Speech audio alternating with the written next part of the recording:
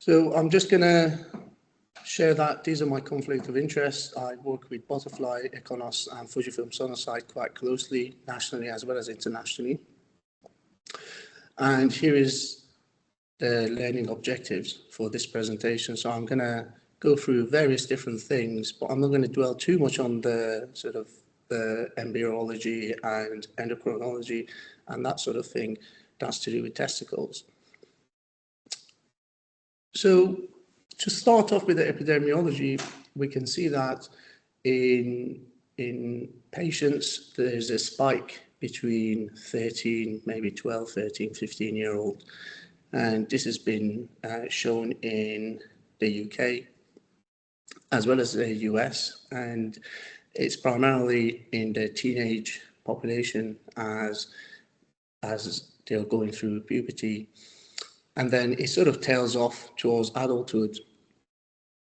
So this is important to note, of course.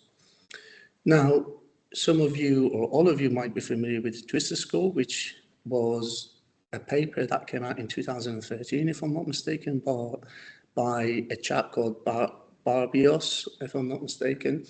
And he's a Brazilian clinician. And he did some work in the US to publish these results, looking at different presentations of children and how we can risk stratify children. So essentially, if you have a score between 0 to 2, then it's deemed low risk with no recommendation for any further workup. 3 to 4 is somewhere in between, and the recommendation is for a departmental ultrasound, whereas 5 to 7, it's a high risk, and there shouldn't be any delays for surgical exploration. However, as we know, it's not as simple as this, and we are trying to find a way to risk stratify patients in a better way so that there is less risk of false negative exploration, which I'll go through.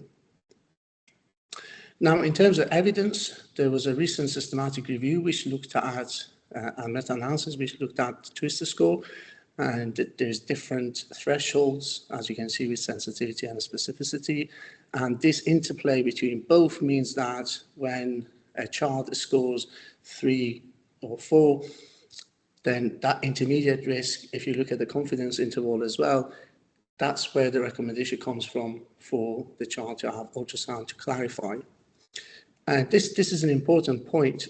However, of course, we need to think more clearly that is it as simple as that?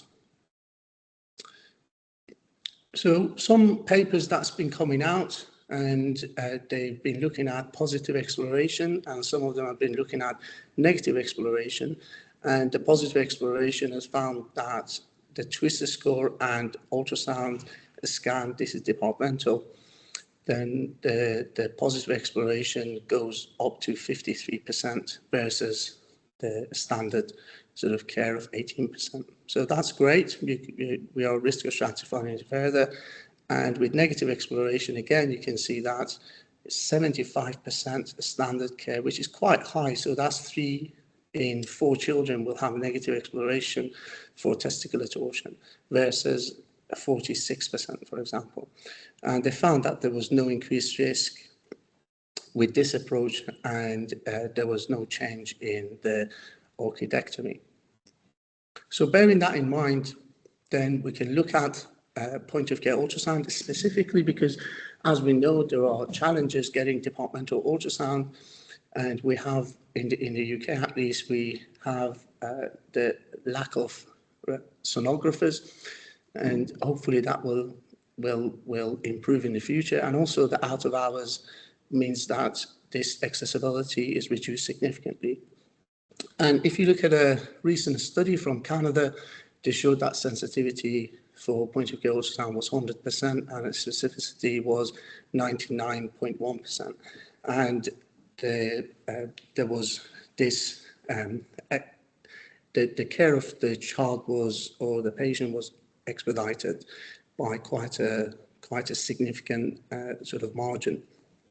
Now, our group at UCL, which is called BERST, we looked at doing a systematic review and meta-analysis, and we went back to papers from 1980s, and this is what we found: the sensitivity and specificity, and you can see that the confidence interval is quite narrow as well.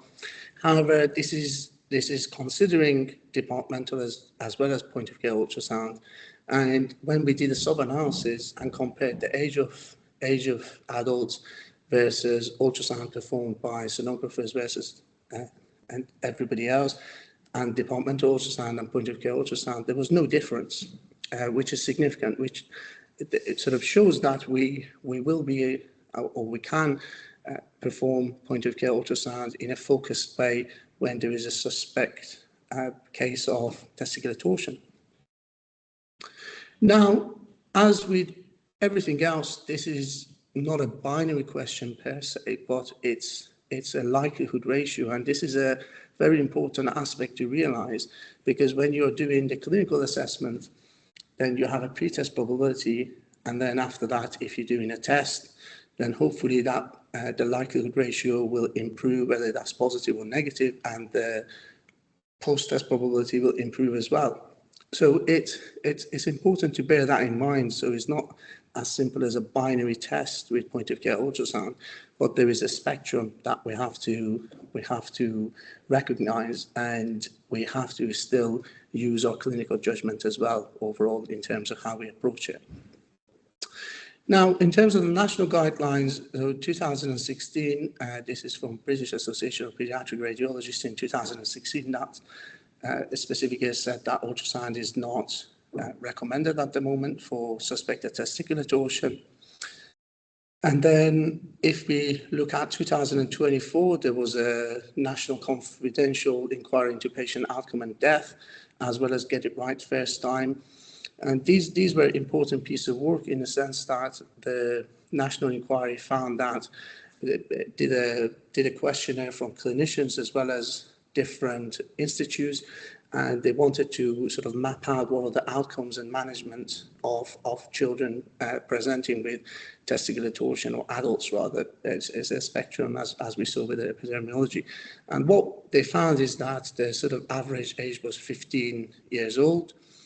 And it seems that there is only about 75% of children and the parents who come within the 6-hour period, and that 6-hour period is very important because thereafter the chances of saving the testicle will reduce significantly. So this was an important piece of work to highlight that. And nationally in the UK, it was about, well, what's the best pathway that we can put in place so that we are approaching this in the same way. And as you can see in here, I sort of highlighted the main bits in terms of how we are doing it. There is the twister score is there, however, it seems that it's not the main part, and the main part is really to do with time from onset of pain, whether it's more than 48 hours or less than 48 hours. And as you can see, sort of you go down this route, and again, this recommends that, you know, ultrasound is not the way to be incorporated into that immediate management. It can play a part later on if there's alternative diagnosis, or the onset of pain is more than 48 hours or more. However, with this pathway, one of the kind of issue was that not all the stakeholders, such as pediatric emergency medicine and emergency medicine, were involved in this, and it was mainly focused on the pediatric surgeons and urologists. And I think it would have made the pathway better if we had direct involvement in terms of producing this.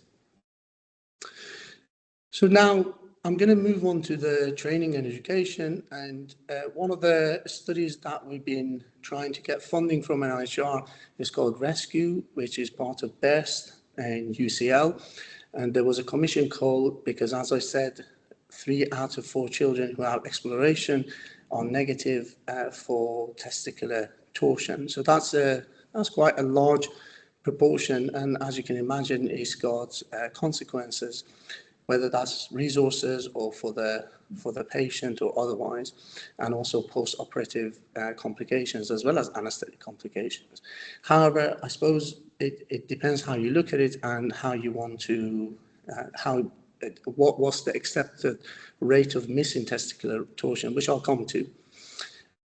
Nevertheless, as a part of this work, we did a pilot study, and this was based on trying to teach the competency of doing a very focused testicular torsion point of care ultrasound.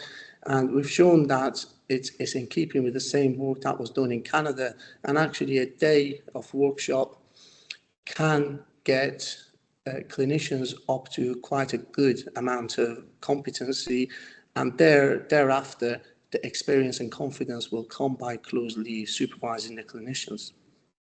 So this is quite an important point, of course. Now, talking about the ultrasound bit of it, we usually use a linear probe, which is a high frequency probe, so that we'll be able to see surface structures better, and we'll get a different shades of grey, as you know, when we are doing the scanning. Now, it's not as simple as this, because you have to have a good understanding of how you set the different settings, especially in the testicle, which has a very low flow, blood flow. So there needs to be some understanding of the color Doppler, and knowing that when the flow is moving away from the probe, then it's displayed as blue, and when it's moving towards it, it's displayed as red. And sometimes you have a turbulence of flow as well, which is displayed in various sort of red, orange, and blue. But what we need to do is, because the flow is low in the testicle, we have to set the ultrasound frequency of the sound that's sent to the testicle, so that we can match that low flow rate, and we're able to capture. And this is one of the pitfalls that I see often, is that when one is doing a testicular ultrasound with low flow, the sort of Doppler limits have been set quite high, and also gain is set low as well. And it's important to adjust those so that you can capture that low flow. And sometimes you can use what's called a power Doppler, which doesn't determine where the direction of the flow, but it will detect flow, any flow that's going on in the region of interest. But enough of this, because I just want to keep it sort of very simple for you. And in terms of doing the ultrasound itself, it's very important that we position the patient in supine, and we support the testicles with a towel, for example, and we make sure that they're comfortable and you're comfortable. And what you're looking for is to do a short axis and a long axis view of the testicles with a linear probe.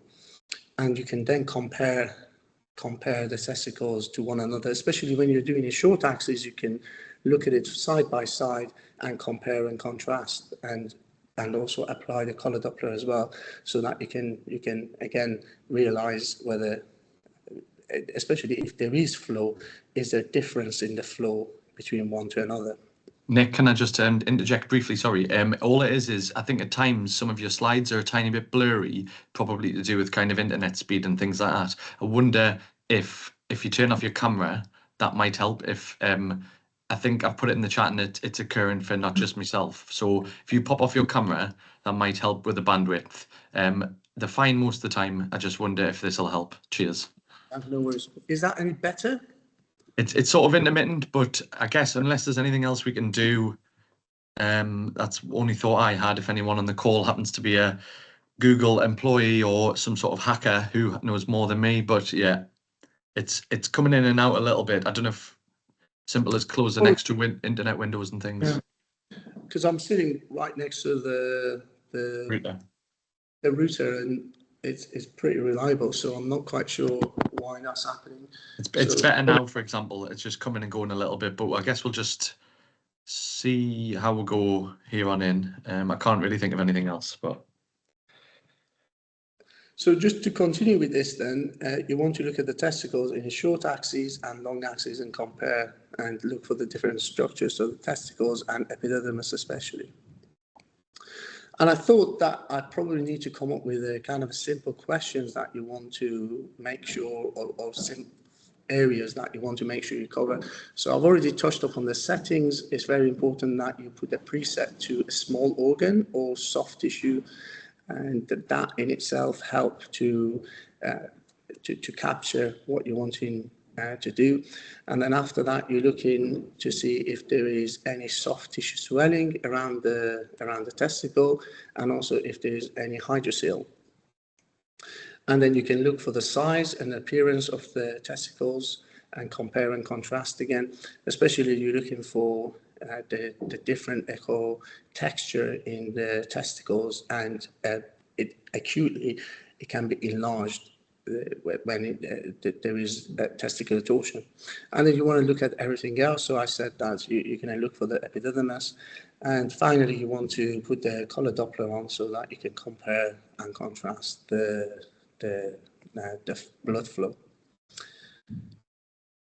So now we're just going to very quickly touch upon the anatomy, and it's important to realize, well, what's normal, and in order for you to have a reference so that you can hopefully recognize what is abnormal. Of course, in this case, we're asking a focused question with testicular torsion rather than any of the other differentials. So as you know, we have the spermatic cord, which has the ductus deferens, and you have the epididymis, head, body, and tail, and you got the blood vessels and nerves and lymphatic tissues, and you got the different layers of the testicles. So if I show you then how it will look like when you're scanning the testicle, on the left is a short axis of the testicle, and what you're doing is ideally you want to have the testicle side by side in this case, so that you can compare and contrast the echo texture of the testicle and look for any hydrocele. And then you can move on to look for the longitudinal plane of the testicle, and this is really helpful because you can then start seeing the epididymis just on the corner here, as you can see, as I've labeled it. So again, you can look for if there is any abnormal shape that's going on. Obviously, I'm showing you normal here, but it's really important that you recognize what is normal. So hopefully, if something is abnormal, you can recognize that. And again, if you were to put the color Doppler on, you can see the right side compared to the left side, and you can see that the color Doppler looks similar on both sides essentially. Now, this is a bit advanced, and I don't expect anybody doing this, but there is a way to then look for the pulse Doppler and look at the systolic and diastolic blood flow. So what you can see in here is that we are putting the pulse Doppler on one of the vessels, and most likely this is an artery, and you can see that we are also below the baseline, we're capturing the venous as well, venous flow. But if you just concentrate on the arterial flow, you can see that there's a systolic blood flow, and then it tails off in diastole. So this is normal. All right, and I don't expect anybody to be doing this. And as you can see in here as well on the side, the flow Doppler is reduced to low. As I said, this is important to capture the low flow that's going on in the testicle. Now, what do you see then if there's any abnormalities? What you can see here on the left is that we have testicles side by side, and we have the color Doppler applied, and you can see on the right there is color flow, and on the left there isn't any color flow, and also there is a difference in the echo texture, as well as the testicle looks enlarged. And if you were to look longitudinally, you can see on the right top hand corner, this is a normal testicle, so you can see the blood flow there in the testicle as well as the epididymis. However, if you look on the right lower corner, we have no blood flow. However, this is another thing that you've got to make sure it doesn't catch you out. We've got some extra testicular blood flow here, which if present, it doesn't indicate anything. We are purely looking at the testicle here. That's what you want to look for if the blood flow is cut off. Now, this is another sign if you're looking for the epididymis specifically, and it's called the Werpol sign, where you can see the spermatic cord, it's twisted on itself.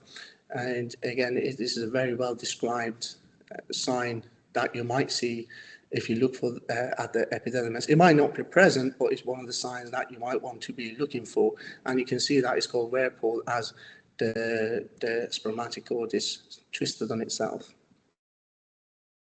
Now, the other things that you can look for, as I said, is things like reactive hydrocele, the soft tissues, and also the size and appearance, and if it's enlarged or not, and the texture. So you want to put it all together and make a decision. And then a bit again about the pulse Doppler. You can see that if normal, as I showed before, you got the systolic and diastolic flow, and you got the systolic diastolic flow, which is a bit dampened, and that could be due to epididymitis or orchitis, for example, as you get the dilation of the blood vessels. So that can be dampened. However, if it's reduced, you can see that you got blood flow during systole, but you don't have any blood flow during diastole, and eventually that will disappear completely. Especially the diastole will go first. You won't see the diastole, and then the systole, of course, will disappear as well if you don't have any blood flow at all on the color Doppler. But again, this is quite advanced. You don't expect it sort of to be doing this. But the color Doppler, which I showed before in here, is quite easy and accessible to have a look for blood flow in the testicle. Now, in terms of the pitfalls, I sort of alluded to some of them, and it's to do with looking for the blood flow. And if you have blood flow outside of the testicle, then you shouldn't assume that there is blood flow within the testicle. This is to the choromasteric muscle, this blood flow in here, which is not going to be affected by the testicular torsion. So you've got to be careful about that. And as I said, you have to make sure you set your Doppler limits to very low so that you can capture the low blood flow that's going on within the testicle normally. And you can sometimes go to the power Doppler to be able to just detect flow. So it's not going to tell you which direction is flowing, but it can show you that there is flow there. And so the ultrasound bit is very important. If you don't see any flow, you can just turn your gain a bit up and see if you can see reassess that. The other important thing is, because we are putting the flow at a very low limit, there are artifacts as you're moving the probe around or the patient is moving around. So again, it's important that you're steady and you make sure what you're seeing is actually the true representation of the flow. The other thing you've got to obviously bear in mind is the differential diagnosis. So, is there anything else going on? And are you just getting tunnel vision with testicular torsion? Is there inguinal hernia? Is there a sort of effusion of the hip, appendicitis, and so on and so forth? So you've got to really keep an open mind in terms of what you're looking at. And again, that comes to your experience and confidence. And the other thing you've got to really bear in mind is that you shouldn't spend too much time doing this. Realistically, you should be able to complete this scan within a few minutes. Otherwise, it's going to delay the referral and surgical assessment. And it can be, obviously, we talked about the 6-hour period, and realistically, as it gets longer and longer, that can then reduce the salvage of the testicle. And especially if you're in a district general hospital like we are, they might need to be transferred out depending on the age of the child. So again, there are sort of delays, and you have to be really careful with not prolonging. But you shouldn't really be prolonging this, because hopefully it should be a very quick scan and putting the color Doppler on. You don't really need to put as I said, the pulse Doppler, because that's advanced. One of the things that the pulse Doppler might help is partial torsion, for example. So if there is any if there is any suspicion of partial torsion, then you can apply the pulse Doppler to look for that. However, if you compare one side to the other side and you can see that one side the flow is less, then you might suspect this is a partial torsion, or it was torted and then it sort of became normal again, for example. And then most importantly is the governance around it. So it's the training, the competency, as well as saving the images and producing a report, and being careful as to how you communicate that and document that within the notes. So it's not as simple as just picking up an ultrasound and start scanning, but there are lots of different aspects to it, because obviously, as you can imagine, it has a lot of consequences medico-legally.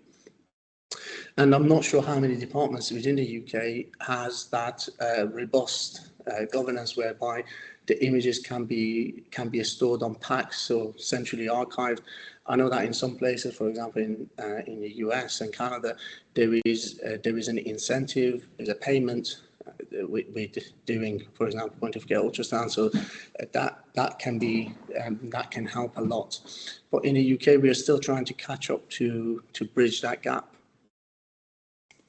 So just to sort of go through some of the cases, and please feel free for anybody else to come and sort of comment on the findings here.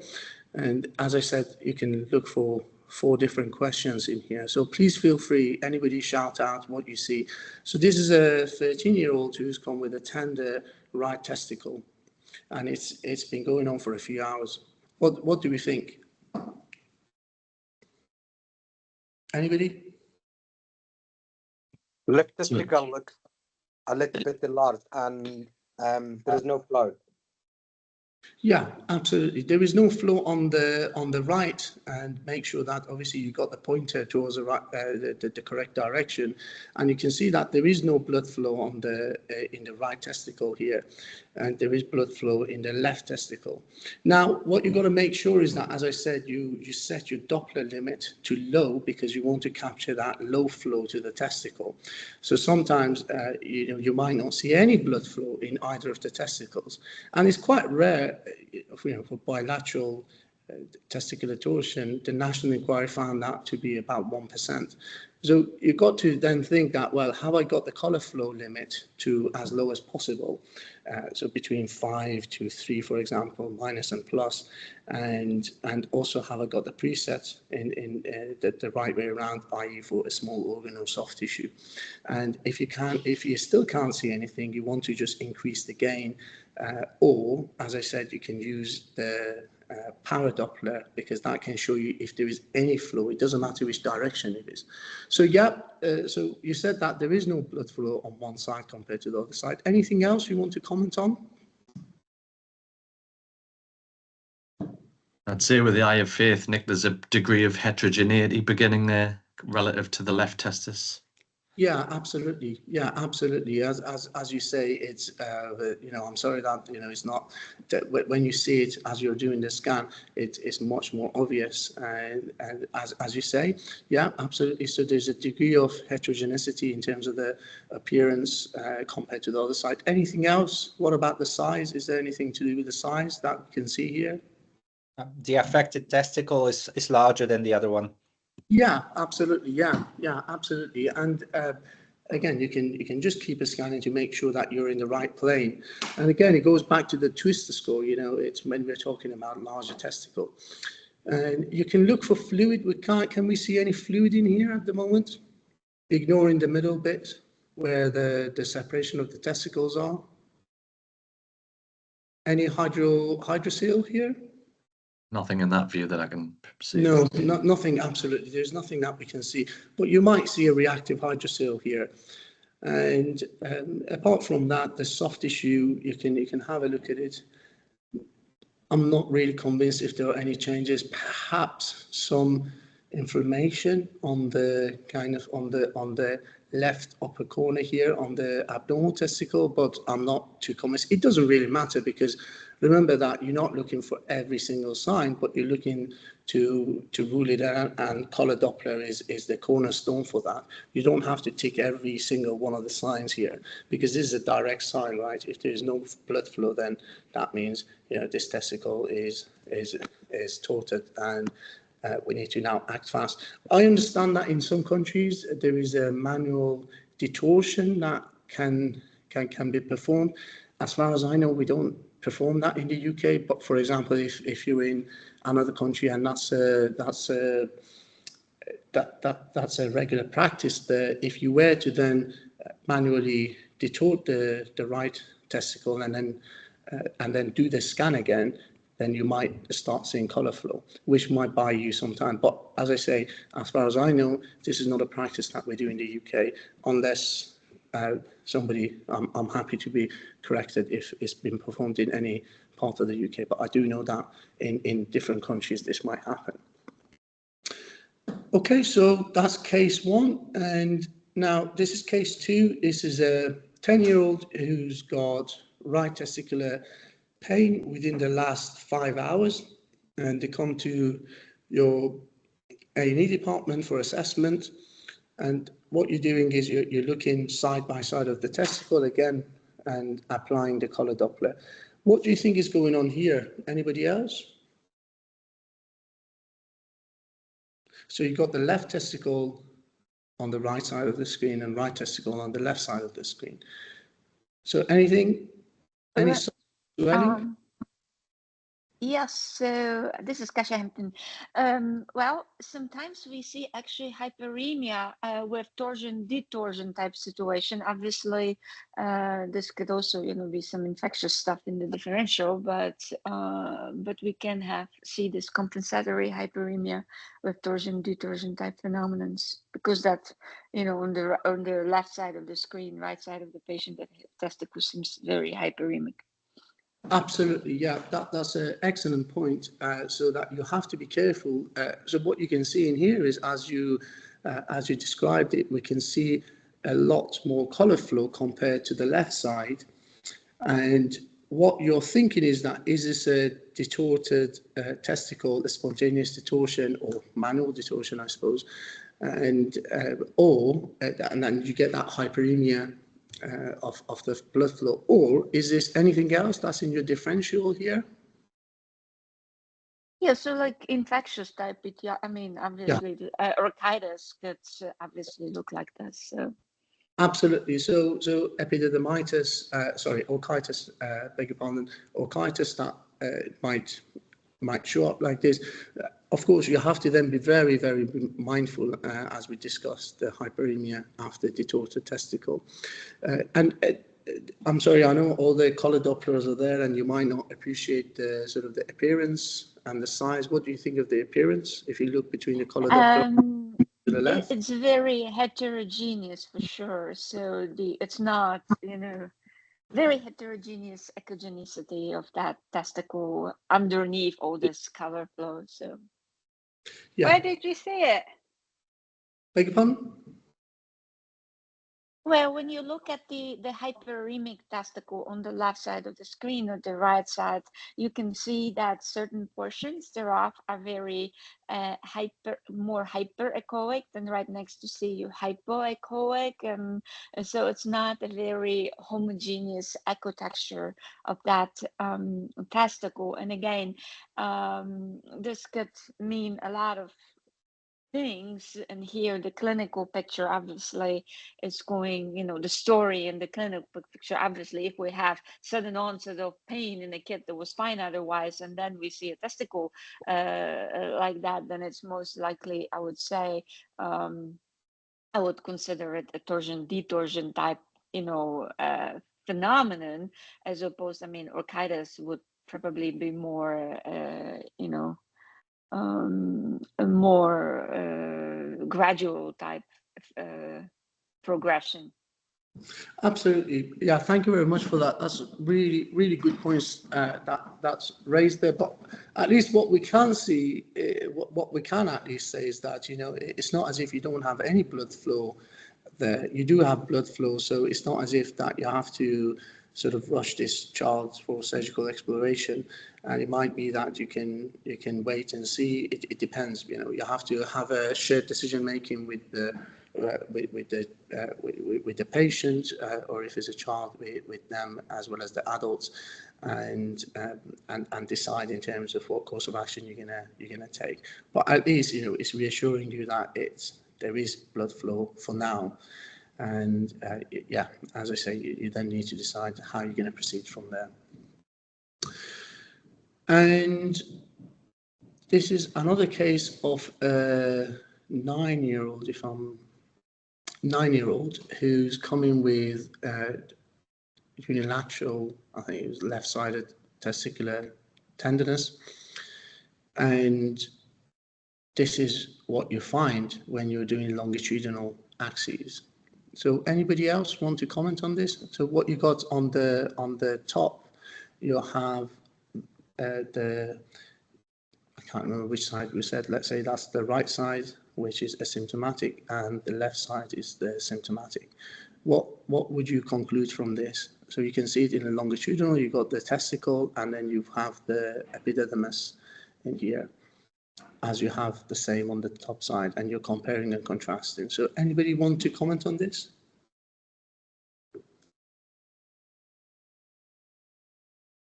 So yeah, go on, sorry. On the lower testicle looks a little bit prominent, hyperechoic, and more color Dopplers on that side. Yeah, absolutely. So the lower image is got increased color Doppler in the sort of the upper pole compared to the sort of the asymptomatic side. Anything else? Can you see any fluid or soft tissue changes? Well, I would say it looks more like actually the epididymis of the affected side that's enlarged compared to the epididymis of the normal side, with increased floor and kind of heterogenic echogenicity. So I would be more inclined to think that this is a case of epididymitis. Yeah, absolutely. And can you see a little sort of there's a rim of fluid in here? And the other thing that you may notice is that if you look at the epididymitis, which is on the top corner of the top left-hand corner of your screen in here, what do you see below it? And I don't expect you to know, but below the epididymis, there is some sort of abnormality going on compared to the top. Any comments? I didn't obviously say that in terms of what the examination findings are, but not. Can you make any conclusion from this? It's a bit of a challenging question, I suppose. So we're saying that epididymitis, absolutely. But what is this sort of structure which it doesn't appear on the top image? Anybody? So you can see some, you can see varicocele in here. All right, so you can see varicocele in here, and if you were to sort of scan upwards, you will see more of it, okay, which might confuse the clinical picture. But nevertheless, what in summary, what you can see is that the testicles, they both have the similar blood flow, but the epididymis has got increased blood flow in the symptomatic side compared to the asymptomatic side. So this is epididymitis until proven otherwise. All right, and just bear in mind that you want to have a good look at the epididymis and make sure that it's not twisted, as I mentioned, and as I showed on one of the scans, there could be this varipole sign. So you have to make sure that you have a very good look at it and you don't mistake. You don't mistake varicocele with varipole sign, or you don't dismiss the varipole sign, for example. So it can be a bit tricky at times, but hopefully if there was varipole sign present, i.e. the spermatic cord is twisted on itself, then it's likely that there'll be a difference in the blood flow as well to the testicles. Okay, so obviously you then can make a decision in terms of your approach, your clinical management. And then lastly, this is a 14-year-old who's come in with right-sided sort of inguinal pain that's going down to the testicle. And these are the scans that you see. So you have the right testicle and the left testicle. Anybody want to comment on this? So are we seeing any soft tissue changes or any fluids around any of the testicles? Anybody? I can't see any fluid, to be honest. Yeah, there is no fluid, absolutely. There is no fluid around it, and the soft tissues look very similar, don't they? And then the size and appearance, again, you can see they're very similar, aren't they? And then once you put that color Doppler on, they're very, they are similar to one another. So then that should prompt you in terms of what else might be going on, and you need to go back to your sort of differential diagnosis and think about, well, what else could be causing this? And it could be appendicitis, it could be inguinal hernia that incarcerated, and various other things. So again, I go back to this, I go back to the clinical side of it. You have to really look at the patient as a whole rather than sort of trying to be tunnel vision with what's going on and start panicking that you're losing time because you want to send them to a specialist centre or you want to send them to the theatre for exploration. So just be very careful and be mindful that you don't jump to a diagnosis. Okay, so then this is sort of my final slide. Now we are at a bit of a crossroad here because we have we do have a clinical decision tool that is TWIST, and the GERF in the UK, the Get It Right First Time, has made recommendations in terms of the pathway. But the question is that can we use point of care ultrasound alongside TWIST and also, I suppose, your clinical gestalt to reduce the number of negative exploration? Remember, 3 in 4 of the explorations are negative in the UK. I'm not quite sure about anywhere else, but in the UK, certainly that's what's been shown. And then this raises another question, is that in terms of the health economics, if you were to miss that torsion, that one torsion, how is that going to pan out? Of course, there is the patient side of it, but the health economic side of it is important too. And is that if we were to balance it with the resources that's required and with the training that's required and everything else, how does that sort of pan out? And this is where our study comes in, trying to get funding to look at utilizing POCUS for suspected testicular torsion. This is the rescue study that I mentioned before. And the way it would work is that all the patients that are going to get point of care ultrasound, and then all of them are going to end up going to theatre anyway. And then we're going to be collecting information, different information such as TWIST score, and compare and contrast and see that what the performance is. Because as I said, in the meta-analysis and in the systematic meta-analysis that we did, we've shown that it could be very accurate, but we really need a primary study, especially in the healthcare that we are, and with the patients we have, and with the resources we have, as well as I mentioned, the radiologists. There is a decline in number of radiologists, and how do you get hold of them out of hours? And I'll just leave you with that question then, in terms of if this was you, or this was somebody you knew, or this was your child, into how would you make that decision? And equally, if you were a clinician, how would you feel about all that? And this is a sort of important aspect for that decision making. So yeah, thank you very much. So I went through quite a lot of different things. I hope you enjoyed the talk, and I didn't cover everything, but I tried to keep it as focused as possible. So I'm happy to take any questions, and these are the different sort of contact details that I have, as well as the study that we're doing, or we're hoping to do at UCL. That's going to be national if we were to secure funding. So yeah, thank you very much. I'm happy to take any questions. Nick, spot on. That was absolutely excellent. You can tell from the engagement that it was really really enjoyed and really valued. I guess I'm sure people are going to want to ask questions. My first question would lead into what you were talking about, feasibility work, and that's who who up and down the country would be in a position, predominantly, I guess we're talking about purely pediatrics in this case, so let's say who sees kids, who would be in a position to start some, if it came to it, who would be in a position to be able to commence the feasibility work up and down the country? Is there anyone on the call who is experienced enough to be using it a bit with some focused training would be able to do it? Because I'm sure that's something you're probably a bit interested in as well, Nick. Yeah, absolutely. Thank you very much, Dave. So in terms of the sort of the feasibility side of it, what we're hoping is that we're actually opening it out to the emergency medicine physicians, clinicians rather, as well as the surgical team, urologists, pediatric surgery, and so on. So we are trying to capture everybody in here, and it's not. We are not sort of dictating and saying that a particular team has to do this, and it just purely depends on whether the child comes to A&E and then or they go to the surgical assessment unit straight away, or they're going to be sent to a tertiary centre.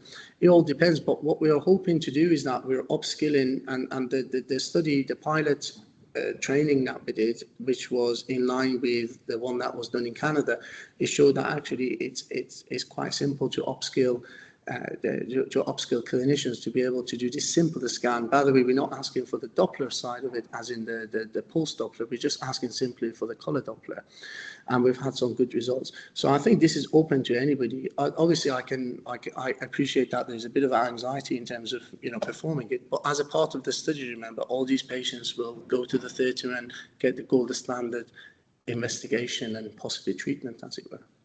Yeah, that's what I was going to chip in and say, Nick. It's for people to understand that, yeah, it's semi non-contributory, really, isn't it, at this stage? Because all kids would go for exploration. Just from a show of hands, is there anyone who would be, if an expression of interest came out, would be in a position to be able to proceed with that, or is it still just fairly few and far between at the minute? Not too sure. I think, with the fundings that we're trying to get, there'll be an aspect for the education and training, and I'll be leading on that in terms of making sure we run the training sessions locally as well as nationally, and also we keep a close eye on everybody else that doing their scanning. But remember, as I say, they're all going to get exploration, so it's not, there is no pressure really. I suppose it depends if you've got a point of care ultrasound machine, but I would like to think that almost every department now in the UK has got a point of care ultrasound machine, and will have a linear probe, and will be able to will be capable of doing this. I suppose one part of it is the governance side, which we've touched upon, which can be challenging, but overall, it's not a very complicated protocol, as it were. You're exactly right, Nick. I'm sure people on this who've attended these meetings, who may be seeing some of the scanning modalities for the first time, even the more basic stuff, like a limping child or an elbow, will appreciate that. Obviously, the absence of evidence isn't the evidence of absence. This is all brand new. So we've, as I'm sure you've done, Nick, as I know you've done, we've started off doing service evaluations and simple things in-house. You present 100 patients as part of a poster. We've then begun to kind of reach out into studies that, for example, the appendicitis one we're doing. And I think until kind of more of this is out there, we're not really going to know how effective things are. Yeah, absolutely, and it may prove that it's not actually effective with what we have, and that's fine. That's fine too. But the whole point is that we need to try to do this study and to see that. And again, I'll go back to the fact that 3 out of 4 children have got negative exploration. So that's obviously is quite a significant amount. But obviously, that one child, if you were to miss that one child, then that could be a massive issue from everybody's point of view and side, of course. So is this interplay between how do you play it? And I suppose it's not a binary test. Again, I go back to that slide where I was talking about if I go back to this, it's to do with pre-test and post-test probability and likelihood ratios, and also looking at the pathways. How can you develop a pathway so that you're not scanning on selectively, but you're scanning perhaps those children who an alternative diagnosis might be causing the symptoms, or it could be that they just sort of in the intermediate group and you're just not sure. But it's just about making a pathway which is not binary, but there is an interplay between the clinical decision tools, your own clinical sort of experience and competency and confidence, as well as as well as the investigation such as point of care ultrasound. And this is no different to anything else, of course, that we're doing.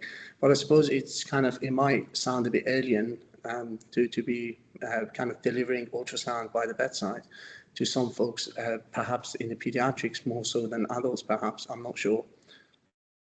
Yeah, I mean, Nick, you can probably see from the chat, so sort of 5 or 6 people have just chirped in, mentioning that they'd obviously be interested. Yeah, thank you very much. Yeah, it's great. But we'll wait for the funding, and of course we'll again keep in touch, and hopefully we'll be able to find out in terms of how we can proceed. And it may or may not end up going ahead, and it may or may not end up changing any of the guidelines. Yeah, agree. Any other questions for Nick?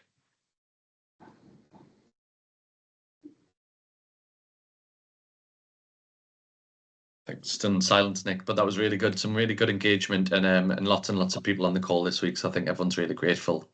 Okay, thank you very much. And I'm sorry that we had to rearrange this. I was meant to do this talk before, but we had to rearrange it for some personal circumstances. But yeah, thank you so much, Dave and Nigel and everybody else for having me today. And I hope that you've enjoyed the talk and took away something from it, if it's just about sort of just making you think in terms of what we can do for the care of such children. Definitely, yeah, Nick, we'll get you on. We'll get you on again in the winter time with some cases or something like that. I'm sure you've got lots to interesting stuff to share with us, if you're happy. Yeah, absolutely. Yeah, thank you very much. Yeah, wonderful. And just for those that's still on the call, if anybody, this is a place to try to reach out and think about collaboration. So if anyone does have any little studies they'd like to discuss, as part of a group, either with myself, Nick, or anybody, don't be shy, because there's, we're going to be the people who drive this forward, as we're already trying to do. And the contact details are there. Yeah, absolutely. We are very approachable, and we're happy to collaborate. And, it's the more people, I believe, the better it is. It's an inclusive club, really. Definitely. Thanks, Nick. Okay. Thank you very much, everybody. Cheers, Nick. I'll send an email. Thank you. Okay.